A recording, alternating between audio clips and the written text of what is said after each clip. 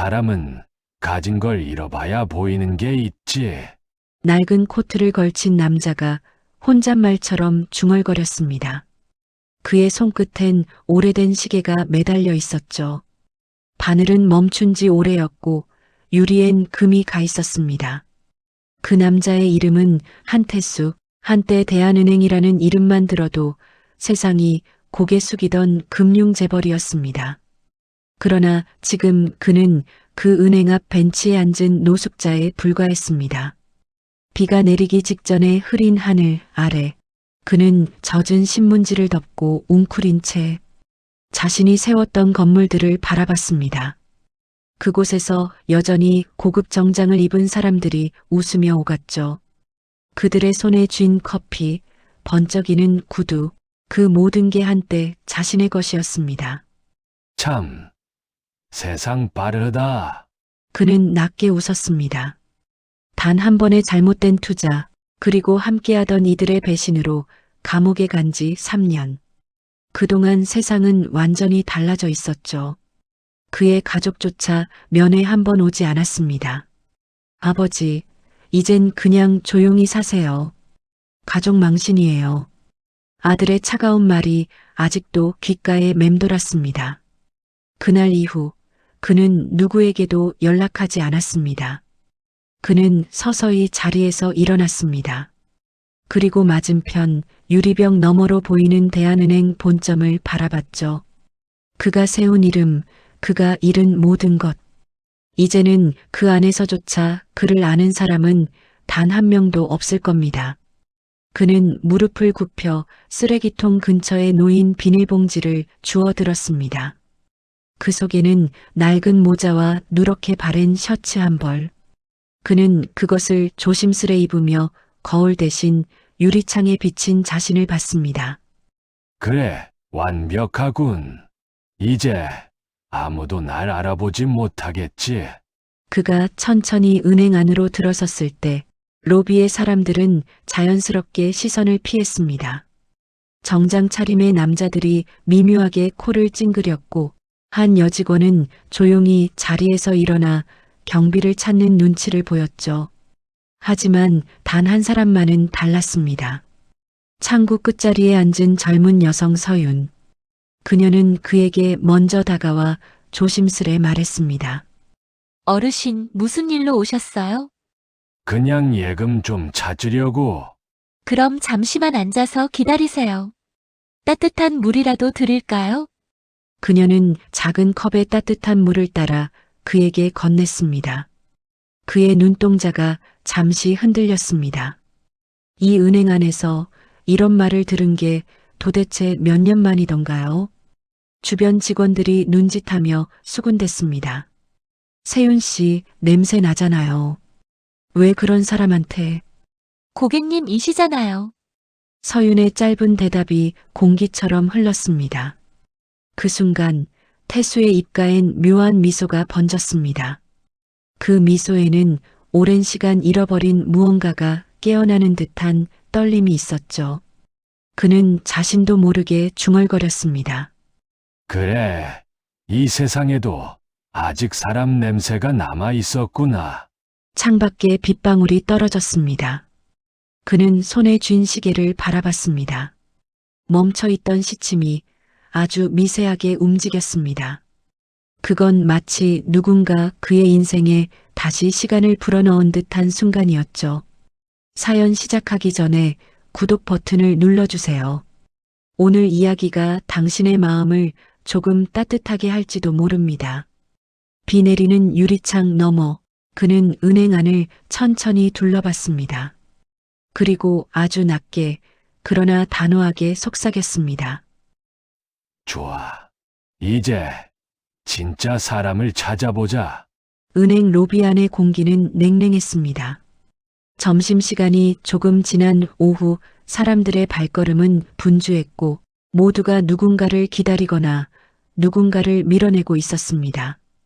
그 속에서 낡은 코트를 입은 한 노인이 조심스레 문을 밀고 들어왔습니다.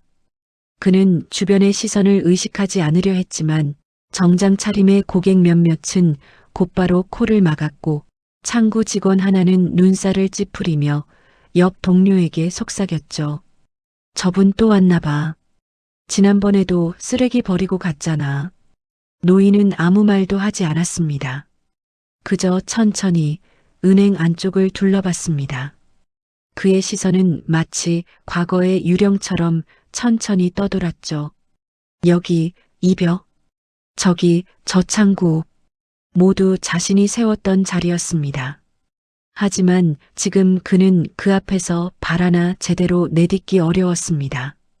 그때 어르신 오셨어요? 낮고 부드러운 목소리가 들려왔습니다. 그녀였습니다. 서윤. 창구 끝에 앉아있던 젊은 여직원. 그녀의 눈빛엔 불편함도 의심도 없었습니다. 그저 사람을 대하는 평범한 따뜻함이 있었죠. 예금 찾으시나요? 잠시만요. 확인해 드릴게요. 아, 그냥 좀 보고 있었어. 그럼 잠깐만 쉬세요. 저쪽 의자에 앉으시면 따뜻한 커피라도 드릴게요. 그녀는 카운터 아래에서 종이컵을 꺼내 들더니 커피 자판기에서 따뜻한 물을 받아 그에게 건넸습니다. 그 순간 로비에 있는 몇몇 직원들이 눈을 굴렸습니다. 세윤 씨 또 저러네. 왜 저런 사람한테까지. 그래도 좀 냄새나지 않아? 그 말이 들렸는지 서윤이 살짝 미소를 지었습니다. 커피는 냄새가 진하니까 괜찮아요. 그녀는 웃으며 컵을 내밀었죠. 태수는 그 작은 행동 하나에 말문이 막혔습니다. 이 세상에 아직 이런 사람도 있구나. 그의 눈에 잠깐 오래된 회상처럼 아내의 얼굴이 스쳐 지나갔습니다. 아내는 늘 그랬죠. 사람은 마음으로 봐야 해요, 여보. 겉은 금방 바뀌잖아요. 그 말이 그제야 떠올랐습니다. 그는 조용히 컵을 받아들며 말했습니다.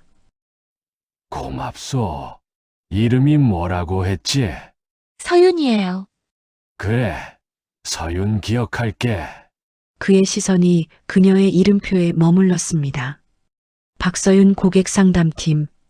그 이름 석자가 유난히 반짝여 보였죠. 한참을 그렇게 바라보다가 그는 살짝 고개를 떨궜습니다. 다들 바쁜가 보에. 예전엔 이런 데서 인사라도 했었는데. 요즘 세상에 인사하는 게 용기죠. 그녀가 짧게 대답했습니다. 태수는 입가에 미묘한 미소를 지었습니다. 그래, 맞아. 요즘 세상은 인사도 용기가 필요하지. 그는 천천히 일어나 말했습니다. 내일 또 오면 날 기억하겠소. 그럼요. 이름 몰라도 얼굴은 기억할게요. 그 말에 태수는 잠시 멈춰섰습니다. 얼굴은 기억할게요. 그게 단순한 친절인지 아니면 진심인지 구분할 수 없었죠. 그는 은행 문을 나서며 다시 하늘을 올려다봤습니다. 바람이 불어 낡은 코트 자락이 흔들렸습니다. 그래, 내일 다시 오자. 내일은 다른 방식으로 그녀를 보자. 그날 밤 태수는 좁은 고시원 방 안에서 한 장의 봉투를 꺼냈습니다. 낡은 봉투 속에는 구겨진 지폐 5장, 그리고 오래전에 쓰다만 유언장 초안이 들어 있었습니다. 그는 펜을 들고 천천히 글씨를 써내려갔습니다. 이 돈을 준 사람에게 묻습니다. 당신은 이 돈을 어떻게 쓰시겠습니까? 그는 봉투를 봉한 뒤 자신에게 낮게 중얼거렸습니다. 사람의 마음, 그게 진짜 돈이야. 태수는 창문을 열고 밤 공기를 들이켰습니다. 멀리서 보이는 은행 간판의 불빛이 희미하게 깜빡이고 있었습니다. 그 불빛 아래 그는 천천히 미소 지었습니다. 내일은 그 봉투를 맡기러 가야지. 다음 날 아침 은행은 어제보다 더 붐비고 있었습니다. 손님들의 목소리, 키보드 소리, 프린터 돌아가는 소리. 모든 게 바쁘게 돌아가는 가운데 한 노인이 조용히 문을 열었습니다.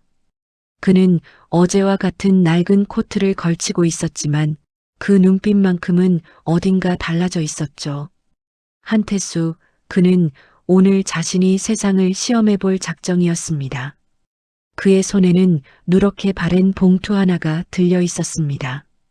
이걸 서윤 앞에 떨어뜨려 두자. 그녀가 어떻게 하는지 보자. 그는 스스로에게 그렇게 말하며 천천히 발걸음을 옮겼습니다. 은행 안의 사람들은 여전히 그를 피했습니다. 저 노인 또 왔어? 왜 자꾸 여길 오시지? 경계 섞인 시선이 따라붙었죠. 그러나 서윤은 그를 보자마자 자리에서 일어났습니다. 어르신 또 오셨네요. 그래.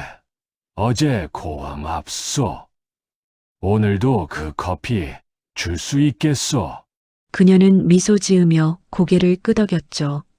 물론이죠. 잠시만 기다리세요. 그녀가 커피를 준비하러 자리를 비운 순간 태수는 주머니 속 봉투를 꺼냈습니다. 그 안엔 현금 100만 원과 유언장 초안 한 장, 그리고 짧은 메모가 함께 들어 있었습니다. 이 돈은 나의 마지막입니다. 이걸 준 사람이 무엇을 선택하느냐에 따라 세상을 믿을지 말지 결정하겠습니다. 그는 그 봉투를 창구 유리 너머 의도적으로 떨어뜨렸습니다. 그리고 아무렇지 않은 척 자리로 돌아가 앉았습니다. 잠시 후 서윤이 돌아왔습니다. 따뜻한 커피 나왔어요. 그녀는 밝게 웃으며 컵을 건넸죠. 그 순간 발끝에서 봉투가 살짝 보였습니다. 그녀는 몸을 숙여 그것을 주었습니다. 이거 어르신 거 아니세요? 태수는 일부러 모르는 척했습니다. 아니, 내 건 아닌데 뭐가 들었나 보. 서윤은 봉투를 조심스레 열려다 손을 멈췄습니다. 남의 물건은 함부로 보면 안 되죠. 제가 분실물로 접수하겠습니다. 그녀는 봉투를 꽉 쥐고 카운터 뒤로 가져갔습니다. 그 장면을 본 몇몇 직원이 킥킥대며 말했습니다. 그거 버려요. 누가 그런 거 찾으러 와요? 돈이라도 들었으면 좋겠네요. 점심값이라도 되게. 그러나 서윤은 단호하게 고개를 저었습니다. 그런 농담하지 마세요. 이런 게 바로 신뢰를 무너뜨리는 거예요. 그 말에 태수의 손끝이 살짝 떨렸습니다. 그는 커피를 마시는 척했지만 눈동자는 서윤의 모든 행동을 놓치지 않고 따라갔죠. 잠시 후 서윤은 봉투를 접수대 서랍에 넣고 분실물 접수서를 꼼꼼히 작성했습니다. 습득 장소 1층 창구 앞, 시간은 오전 10시 23분, 습득자 박서윤. 마지막 서명을 마친 그녀는 살짝 미소 지으며 봉투를 서랍 안쪽 깊숙이 밀어 넣었습니다. 그녀의 표정엔 한 점의 욕심도 계산도 없었습니다. 그저 당연한 일을 했다는 평온함만이 남아 있었죠. 어르신 혹시 찾는 물건 있으세요? 그녀가 다정히 물었습니다. 아니요, 다 찾았소. 태수는 고개를 천천히 끄덕였습니다. 오늘 중요한 걸 찾았소. 그의 말뜻을 모르는 서윤은 그저 조용히 미소를 지으며 대답했습니다. 그럼 다행이에요. 그날 저녁 태수는 은행 근처 공원 벤치에 앉았습니다. 봉투가 사라진 그 자리, 그러나 그의 마음엔 이상하게도 무거움 대신 따뜻함이 남아 있었습니다. 그는 낡은 수첩을 꺼내 이렇게 적었습니다. 진심은 때론 아무 말도 하지 않아도 드러나는 법이다. 그리고 조용히 시계를 바라봤습니다. 어제 멈춰있던 초침이 이번엔 확실히 움직이고 있었습니다. 그의 입가엔 작은 미소가 번졌죠. 그래, 세상은 아직 끝나지 않았어. 하늘에는 작은 빗방울이 내리기 시작했습니다. 그는 얼굴을 들어 그것을 그대로 맞았습니다. 내일은 나도 내 얼굴을 벗어야겠구나. 밤새 비가 내렸습니다. 유리창을 두드리는 빗소리가 방 안의 정적을 깨뜨렸지만 한태수는 꼼짝도 하지 않았습니다. 탁자 위에는 커피 한 잔, 그리고 그가 손수 써둔 메모 몇 장이 널브러져 있었죠. 그는 오늘 하루 종일 그 젊은 여직원, 서윤의 얼굴을 떠올렸습니다. 자신이 만들어낸 세상 속에서 진심이란 단어가 얼마나 희귀했는지를 그제야 뼈저리게 느꼈던 겁니다. 그러나 그 따뜻한 감정이 오래가진 않았습니다. 다음 날 아침 그는 라디오에서 익숙한 이름을 들었습니다. 그룹회장 횡령 혐의 재수사, 전 대표이사와 가족 관련 정황 추가 확인. 순간 그의 손에 들려있던 컵이 바닥으로 떨어졌습니다. 커피가 흩어지며 바닥에 번졌고 그 안에 비친 자신의 얼굴은 낯설고 초라했습니다. 그룹 회장은 바로 자신이었습니다. 그러나 무엇보다도 충격적인 건 그 뒤에 나온 이름이었습니다. 태수그룹 전 대표이사 한도현 씨가 비자금 관련 추가 조사를 받고 있습니다. 한도현, 그의 아들이었습니다. 그는 텔레비전을 켰습니다. 화면 속엔 아들이 고개를 숙인 채 경찰서로 들어가고 있었죠. 옆에는 낯익은 남자, 자신이 신뢰했던 임원이 함께였습니다. 기자가 묻습니다. 회장님의 비자금이 실제로 존재합니까? 그건 아버지가 남긴 겁니다. 그 한마디가 태수의 가슴을 무너뜨렸습니다. 아버지가 남긴 거라니. 그놈이 나를 이용했구나. 그는 손으로 얼굴을 감쌌습니다. 숨이 턱 막히고 머리가 멍해졌죠. 한참 동안 아무 말도 하지 못하다가 그는 천천히 몸을 일으켜 창문을 열었습니다. 차가운 바람이 몰아쳤고 그는 속삭이듯 말했습니다. 나는 세상을 시험했는데 결국 세상이 나를 버렸구나. 그의 시선이 창밖으로 향했습니다. 비에 젖은 거리 위로 사람들은 우산을 쓰고 바쁘게 걸어가고 있었죠. 누군가는 웃었고 누군가는 핸드폰을 보며 욕을 했습니다. 그 모든 것이 그에게는 낯선 풍경이었습니다. 저 사람들도 다 나처럼 사는 건가? 다들 자신만 믿는 세상에서. 그는 그날 저녁 다시 은행으로 갔습니다. 이번에는 서윤을 보기 위해서가 아니었습니다. 확인하기 위해서 진심이란 게 정말 있는지, 그리고 그 한 사람만이 믿을 만한 존재인지 말이죠. 문을 열자 서윤이 놀란 얼굴로 다가왔습니다. 어르신 괜찮으세요? 오늘은 비도 오는데. 태수는 젖은 코트를 벗지도 않은 채 그녀 앞에 섰습니다. 내가 어제 떨어뜨린 봉투. 그거 찾은 사람 없소? 네, 아직요. 제가 안전하게 보관 중이에요. 그 말에 그의 눈가가 살짝 떨렸습니다. 그 안에 뭐가 들었는진 몰라도 중요한 것 같아서요.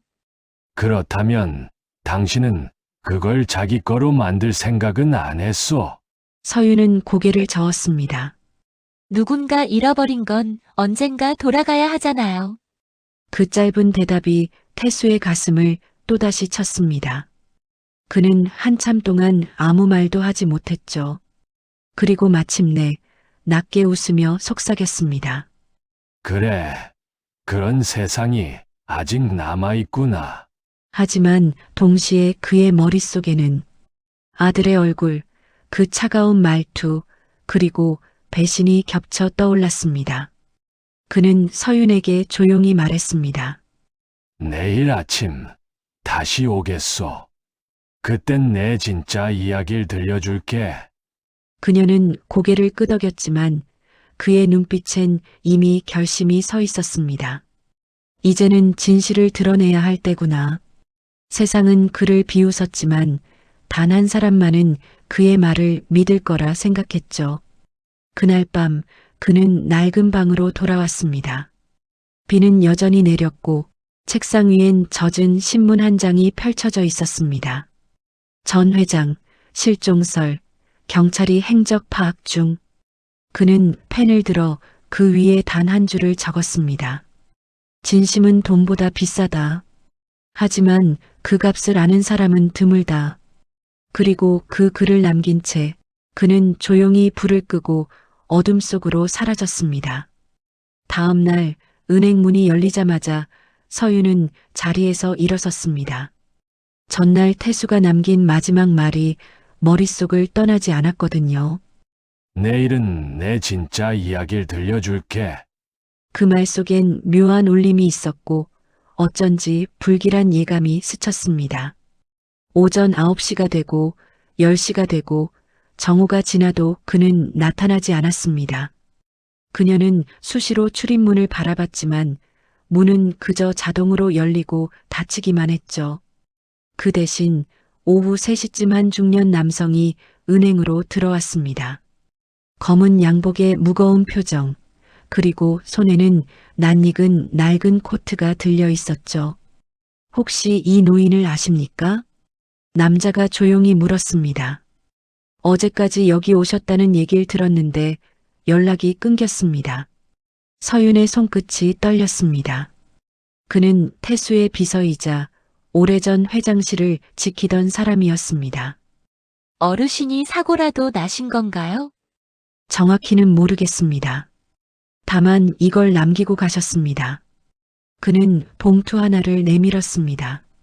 거기엔 서윤의 이름이 적혀 있었죠. 봉투를 열자 안에는 손편지 한 장이 들어 있었습니다. 서윤 씨, 나 사실 당신이 처음부터 알고 있었다는 걸 알았소. 나를 알아본단 한 사람. 그게 당신이었지. 하지만 왜 모른 척 했는지는 이제 이해했소. 그녀는 눈을 크게 떴습니다. 그의 정체를 처음 본 날 이미 알고 있었습니다. 지점에 걸린 창립 기념 사진 속에서 그 노인의 젊은 시절 얼굴을 봤었으니까요. 하지만 그녀는 그걸 말하지 않았습니다. 혹시 시험이라면 결과는 스스로 느끼셔야 하잖아요. 그녀는 그렇게 생각했죠. 그의 진심이 어떤지를 말이 아닌 행동으로 보여주고 싶었습니다. 편지엔 이어서 이렇게 쓰여 있었습니다. 나는 어리석었소. 사람을 믿지 못했고 돈으로만 세상을 가늠했소. 그런데 당신이 내게 한 잔의 커피를 내밀었을 때 그 커피 한 모금이 내 인생 전부보다 따뜻했소. 그녀는 눈가를 닦았습니다. 손끝이 살짝 젖어 있었죠. 진짜 떠나신 건가요? 비서는 고개를 천천히 끄덕였습니다.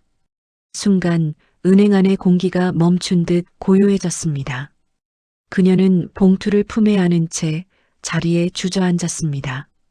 머릿속에는 그가 마지막으로 했던 말이 계속 맴돌았죠. 내일은 내 이야기를 들려줄게. 그 약속은 지켜지지 않았습니다. 하지만 편지의 마지막 문장은 그 약속의 연장이었습니다. 내가 가진 전 재산은 이름 없이 사회에 남길 거요. 그 돈으로 누군가 또 한 잔의 커피를 나눌 수 있다면 그걸로 충분하오. 그녀는 편지를 꼭 쥔 채 속삭였습니다. 어르신, 아니 회장님. 당신이 진심을 믿었다면 세상도 언젠가 그걸 알아줄 거예요. 퇴근길 서윤은 은행역 작은 공원으로 향했습니다. 벤치 위에는 아직 비에 젖은 자국이 남아 있었죠. 그 자리에 앉자 어제 그가 남긴 말이 귓가에 다시 들려왔습니다. 사람의 마음, 그게 진짜 돈이야. 그녀는 조용히 눈을 감았습니다. 그리고 봉투 안에서 또 하나의 작은 쪽지를 발견했죠. 진심을 알아본 사람에게만 내 마지막 주소를 알려주오. 그 밑에는 낯선 주소 하나가 적혀 있었습니다. 남양주 땡땡리 창고 3번지. 서윤은 천천히 숨을 들이쉬었습니다. 회장님, 당신이 남긴 마지막 길 제가 찾아갈게요. 그녀는 그날 밤 가방 안에 편지를 넣고 그가 남긴 그 주소로 향했습니다. 불빛 하나 없는 어둠 속이었지만 그녀의 발걸음은 망설이지 않았습니다. 창고 앞엔 비에 젖은 나무 냄새가 짙게 배어 있었습니다. 서윤은 손전등을 들고 조심스레 발을 내딛었죠. 그곳은 오래된 철문과 먼지 낀 유리창으로 가득한 낡은 공간이었습니다. 그녀는 천천히 안으로 들어가며 속삭였습니다. 회장님 정말 여기 계신 거죠? 창고 한가운데 오래된 책상 하나가 놓여 있었습니다. 그 위에는 녹이 쓴 금고와 낡은 코트 한 벌, 그리고 봉투 하나가 놓여 있었죠. 봉투 위엔 짧은 문장이 적혀 있었습니다. 이걸 찾은 사람이 내 진심을 이어가 주게. 서윤은 손끝으로 봉투를 열었습니다. 안에는 손편지와 서류 몇 장이 들어 있었어요. 편지엔 회장의 마지막 결심이 적혀 있었습니다. 나는 내 이름으로 살아왔지만 이제 내 이름 없이 세상에 남으려 한다. 이 돈이 내 죄를 대신할 순 없지만 누군가의 시작이 되길 바란다. 그녀의 눈가가 붉게 물들었습니다. 서류엔 거액의 사회기부 약정서가 포함되어 있었습니다. 기부자의 이름란엔 단 한 줄 무명, 그리고 그 옆에 작은 손글씨가 덧붙여져 있었죠. 진심은 이름이 필요 없다. 그 순간 서윤의 눈앞이 흐릿해졌습니다. 그가 왜 자신을 시험했는지, 왜 자신의 존재를 숨기고 떠났는지 모든 게 하나의 퍼즐처럼 맞춰졌습니다.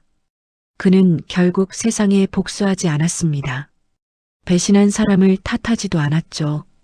오히려 자신이 만든 세상 속에서 끝내 자신이 바꾸지 못한 것들을 진심으로 되돌리려 했던 겁니다. 그녀는 손으로 편지를 꼭 쥐었습니다. 눈물이 떨어져 글씨가 번졌지만 그 문장은 여전히 읽혔습니다. 진심은 언젠가 누군가의 마음에 닿는다. 서윤은 주변을 둘러보다가 벽 한쪽에 낡은 액자를 발견했습니다. 그 안에는 젊은 시절의 태수, 그리고 그의 직원들이 함께 웃고 있는 사진이 있었습니다. 그녀는 조용히 사진을 내려놓으며 중얼거렸습니다. 당신의 마지막 선택, 제가 이어갈게요. 창고를 나서던 그녀의 눈앞에 하늘이 조금씩 밝아오기 시작했습니다. 비는 그쳤고 먼 곳에서 새가 울었죠. 그녀는 봉투를 품에 안은 채 천천히 걸었습니다. 그날 이후 무명이라는 이름의 기부가 세상에 알려졌습니다. 신문에는 이렇게 쓰여 있었죠. 이름 없는 거액의 기부, 누구의 마지막 선물인가. 하지만 서윤은 알고 있었습니다. 그건 선물이 아니라 속죄와 사랑의 마지막 언어라는 거요. 그녀는 하늘을 바라보며 속삭였습니다. 회장님 당신의 이름은 없어도 당신의 마음은 이렇게 남았어요. 그리고 그녀의 미소 사이로 새벽 햇살이 창고의 먼지를 비추며 반짝였습니다. 그건 마치 한 사람의 진심이 다시 세상을 비추는 빛 같았죠. 며칠 후 아침 뉴스의 첫 화면에 낯익은 문장이 뜨기 시작했습니다. 이름 없는 50억 기부자, 생전 태수그룹 전 회장과 관련 의혹.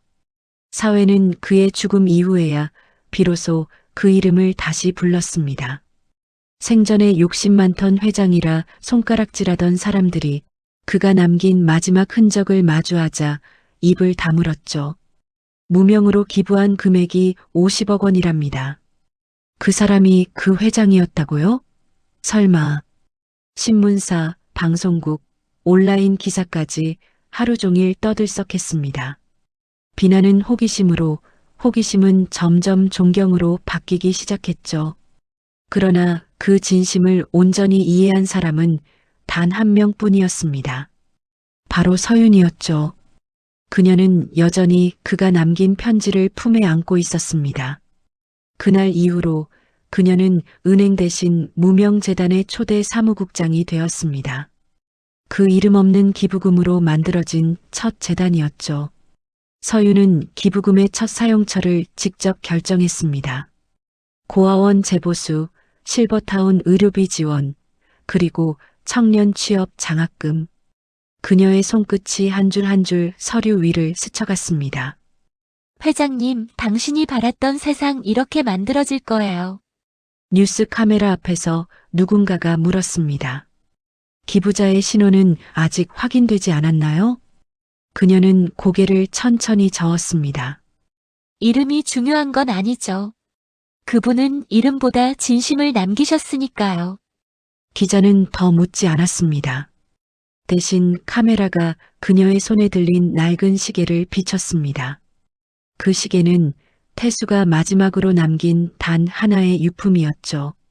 멈춰있던 시계의 초침이 어느새 다시 천천히 움직이고 있었습니다. 그날 저녁 서유는 창문을 열고 하늘을 올려다봤습니다. 도시의 불빛 사이로 별 하나가 희미하게 빛나고 있었죠. 회장님, 사람들이 이제야 당신을 이야기해요. 그녀는 미소 지었습니다. 하지만 전 알아요. 당신은 이미 용서받은 거예요. 라디오에서 흘러나온 목소리가 조용히 울렸습니다. 진심은 결국 돌아온다. 때로는 늦게, 그러나 반드시. 그 문장을 듣는 순간 그녀는 고개를 끄덕였습니다. 세상은 늦게서야 그의 진심을 알았지만 그 진심은 이미 누군가의 마음속에 살아 있었죠.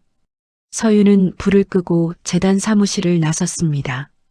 복도 끝에는 태수가 남긴 문구가 걸려 있었습니다. 사람의 가치는 그가 가진 돈이 아니라 그 돈을 어떻게 쓰느냐에 있다. 그녀는 그 문장을 한참 바라보다가 손끝으로 천천히 글자를 따라 그었습니다. 당신의 마지막은 결국 세상을 바꿨어요. 밖으로 나가자 봄바람이 부드럽게 불었습니다. 그녀는 손에 든 시계를 가만히 쥐며 속삭였습니다. 이제 회장님이 아니라 한 사람의 이름으로 기억할게요. 그녀의 눈가에 번진 미소는 마치 세상을 비추는 한 줄기 새벽빛처럼 고요하고 따뜻했습니다. 늦은 오후 재단 사무실에는 조용한 클래식 음악이 흐르고 있었습니다. 창밖에는 봄 햇살이 부드럽게 비쳐들고 탁자 위에는 쌓여있는 서류와 편지들이 가지런히 놓여 있었죠. 그 중에서도 서윤의 눈길은 하나의 낡은 봉투 위에 멈춰 있었습니다. 회장님, 당신이 남긴 마지막 편지 아직 열지 않았어요. 그녀는 조심스레 손끝으로 봉투를 쓸어내렸습니다. 종이에서 희미한 커피 향이 났습니다. 그가 늘 마시던 향이었죠. 그녀는 천천히 봉투를 열었습니다. 안에는 짧은 편지 한 장과 함께 손으로 직접 쓴 메모가 들어 있었습니다. 편지는 이렇게 시작됐습니다. 서윤 씨, 이 편지를 읽고 있다면 나는 이미 먼 곳으로 갔겠지요. 이름을 버리는 건 생각보다 쉽지 않았소. 하지만 마지막 순간 나는 당신 덕분에 웃었소.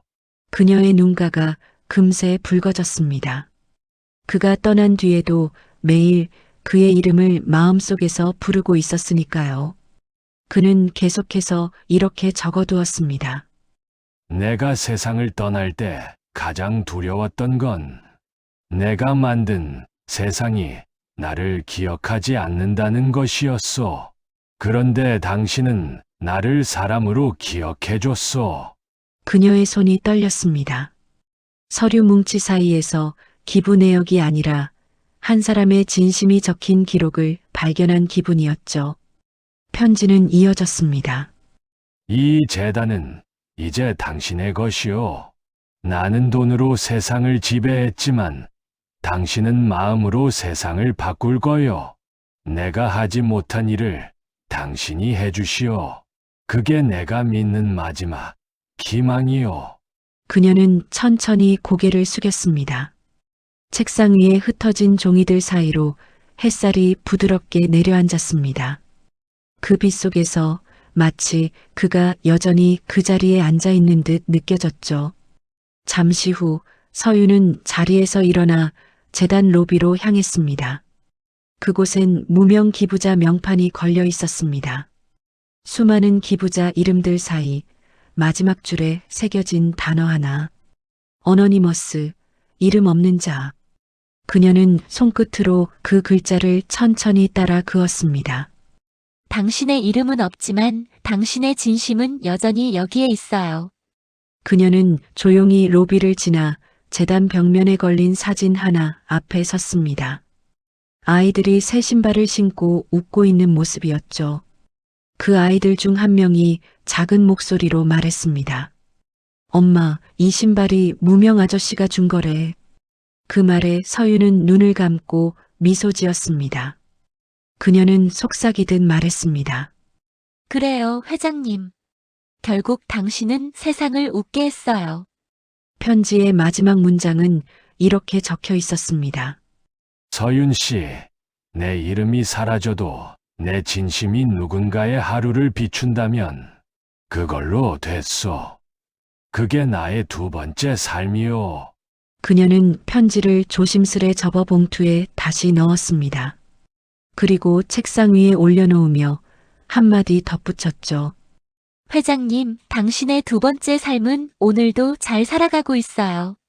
사무실 창밖으로 석양이 붉게 물들었습니다. 하늘 끝에서 반짝이는 빛 한 줄기가 그녀의 손 위에 그리고 봉투 위에 따뜻하게 내려앉았습니다. 그건 마치 그의 편지가 다시 세상으로 돌아와 누군가의 마음을 비추고 있는 것처럼 느껴졌습니다. 밤이 깊어가던 어느 날 서유는 책상 서랍 속에 있던 봉투 하나를 다시 꺼냈습니다. 그건 회장의 편지 뒤에 끼워져 있던 작은 열쇠였습니다. 금빛이 바랜 채 묵직한 감촉을 주던 그 열쇠엔 작게 새겨진 단어 하나가 있었죠. 트러스트, 신뢰. 그녀는 문득 떠올랐습니다. 그가 생전에 자주 들르던 본사 구간의 지하실, 그곳은 지금은 아무도 사용하지 않는 오래된 기록 보관소였죠. 서유는 다음 날 아침 조용히 그곳으로 향했습니다. 먼지 쌓인 문을 열자 차가운 공기와 함께 오래된 서류 냄새가 밀려왔습니다. 벽에는 빛이 거의 들지 않았고 그녀의 손전등 불빛만이 좁은 복도를 비추고 있었습니다. 그리고 그 끝에서 열쇠 구멍이 달린 작은 금속 문을 발견했죠. 설마 이건가? 그녀는 심장이 빠르게 뛰는 걸 느꼈습니다. 열쇠를 넣고 돌리자 찰칵하는 소리와 함께 문이 열렸습니다. 안에는 낡은 나무 상자 하나가 놓여 있었습니다. 상자를 열자 그 안에는 오래된 코트 한 벌과 구식 손목시계, 그리고 사진 몇 장이 들어 있었습니다. 사진 속에는 젊은 시절의 태수와 그의 가족, 그리고 어린 도연의 모습이 담겨 있었죠. 하지만 그 옆엔 다른 봉투가 하나 더 있었습니다.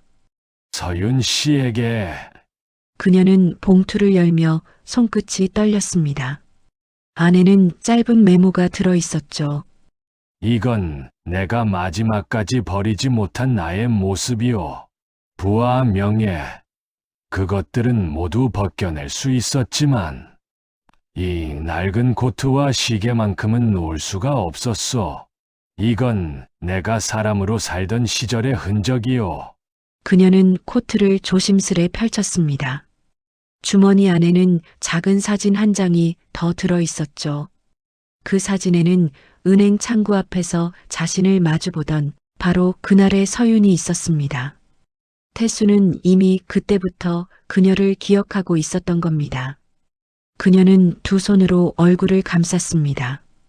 그럼 그때 이미 알고 계셨던 거네요. 제가 당신을 알아봤다는 걸. 눈물이 차올랐습니다. 하지만 이번엔 슬픔이 아닌 깊은 감사의 눈물이었죠. 그녀는 시계를 손목에 찼습니다. 멈춰있던 초침이 잠시 멈추더니 마치 시간을 되돌리듯 다시 움직이기 시작했습니다. 이 시계는 이제 제가 가지고 있을게요. 당신이 멈췄던 시간을 제가 이어갈게요. 그녀는 코트를 조심히 접어 상자에 다시 넣었습니다. 그리고 문을 닫으며 한참 동안 서 있었습니다.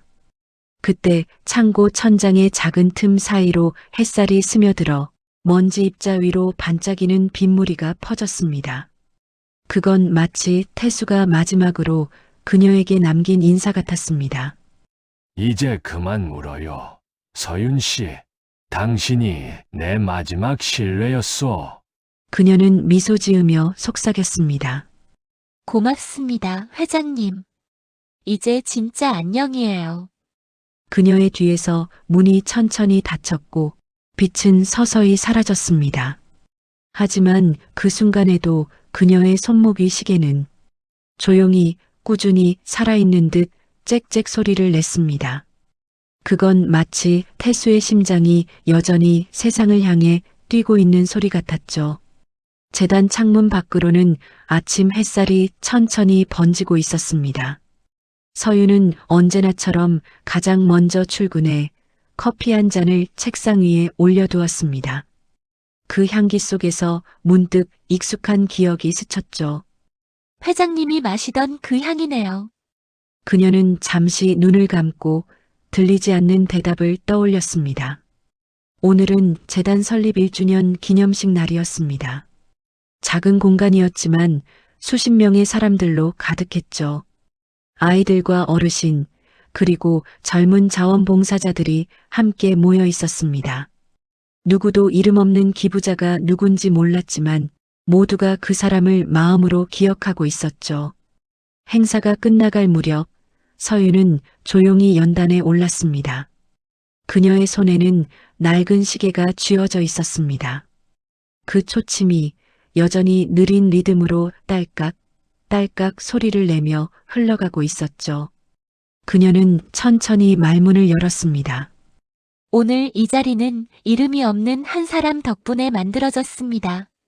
그분은 세상 모두가 등을 돌렸을 때에도 한 사람의 믿음이 얼마나 큰 힘인지 보여주신 분이에요.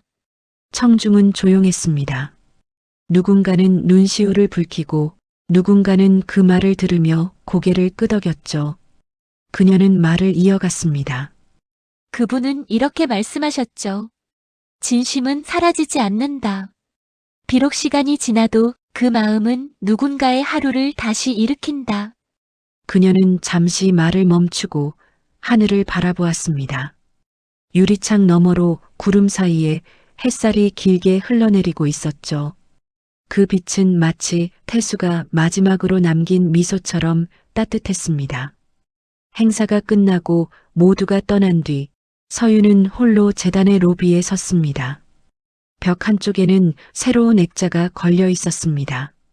그 안에는 기부자 명단 대신 단 한 문장만이 적혀 있었죠. 진심은 이름보다 오래 남는다. 그녀는 액자 앞에 서서 손목의 시계를 한번 바라보고 조용히 웃었습니다. 회장님, 당신의 시간은 여전히 흐르고 있어요. 그리고 이제 제 시간도 그 안에서 함께 흘러갑니다. 문을 나서자 바람이 살짝 불었습니다. 그 바람이 마치 누군가의 손길처럼 그녀의 머리카락을 스쳤습니다. 그녀는 뒤돌아보지 않았습니다.